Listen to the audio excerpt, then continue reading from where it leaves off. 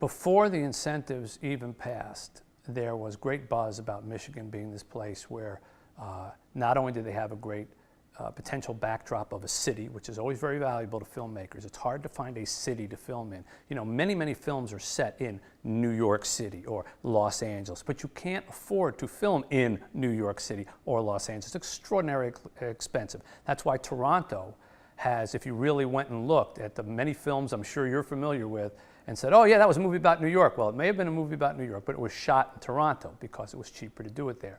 The fact that we had a major city, Detroit, skyscrapers, a waterfront, things that could not only look like Detroit, but could look like Chicago, but could look like New York, but could look like many other cities. Immediately, that was the first thing I heard was, wow, we could go shoot in a place like Detroit and get a tax incentive. That would be great.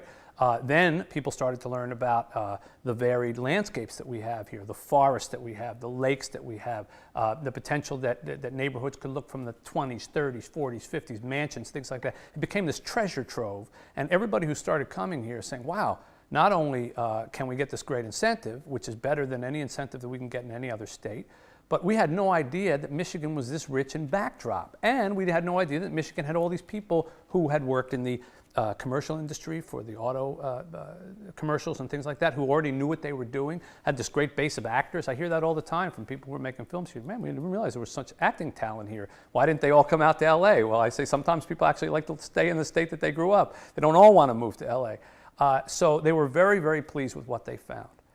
And then after a couple of months, I want to say maybe 4 or 5 months, there started to become this whisper that Michigan was in too deep and it was going to pull back and it was potentially maybe going to put a cap on how much money it was going to give out. And I don't know how to say this any simpler than this. You think that Hollywood is a big place because they make big movies and they spend big budgets, but it could fit in this room in terms of the people who actually make the decisions about making films. And the minute a rumor hits a room this small with 20 or 30 key people making decisions, it's like that, wildfire spreading through it. And even though there was no cap, and even though this was the effort of a couple of isolated lawmakers, despite the fact that this thing had been passed almost unanimously in both the House and the Senate of the state, numbers that dwarfed the number of potential critics that there were, that rumor, that whisper made a lot of people go, whoa, wait a minute.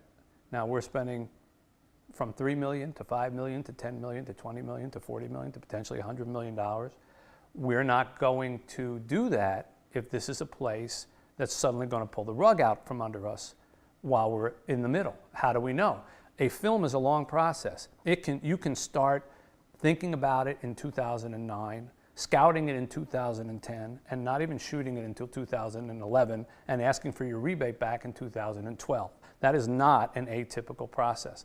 So people are not going to be anxious to get involved in a place that looks herky-jerky, that looks like, well, today they have a rebate, but tomorrow they might not have a rebate. Maybe we better stay away from it. I have cautioned lawmakers and critics to be very careful the volume at which they make these statements, because they're irresponsible in this business, because a whisper becomes a rumor and a rumor becomes an assumption, and an assumption can become a self-fulfilling fact. You don't want that to happen.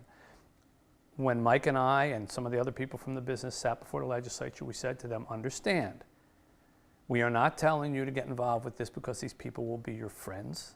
We are not telling you to get involved with this because Tom Cruise is going to buy a summer house here or Julia Roberts is going to tell everybody how wonderful Michigan is. We are telling you to do this because this is a good business model. It has a chance to create jobs.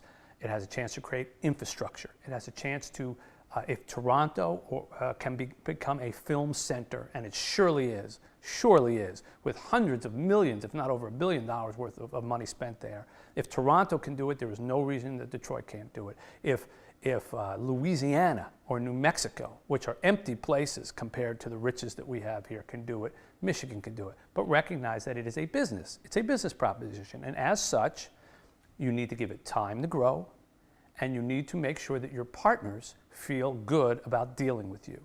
Now, I never worried about the workers here, because we all know that the Michigan workers are the best.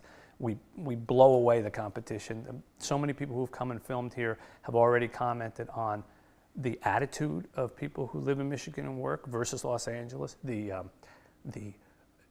work ethic of staying late and not demanding, well, I'm 1 second, over my thing, I'm going home, that type of thing, which they encounter in Los Angeles all the time. And the pleasantness with which everything is done here, which we all know, but they take for, out in the coasts, they're not used to this kind of thing. So we never had any doubt that that was going to work. And we never had any doubt that the setting was going to work. What some of us did not anticipate was that there would be critics so quickly in this process, and I don't mean a lot, one here, one there, one here, who would make noise irresponsibly without really studying the numbers, without really understanding the industry, trying to apply some other model to how they would criticize this, and how that whisper would tumble its way out to the coast and potentially affect the business here. I urge anyone who is critical of this process, let it grow for a few years, and then you come back and look at it. You would not stop a car on an assembly line when you had just begun to put the frame together and say, I don't like the way this thing looks. You don't know what it looks like. It hasn't been built yet. Wait until it's out on the road and rolling, and all of a sudden you have a new admiration for it. And I think that's what needs to happen here.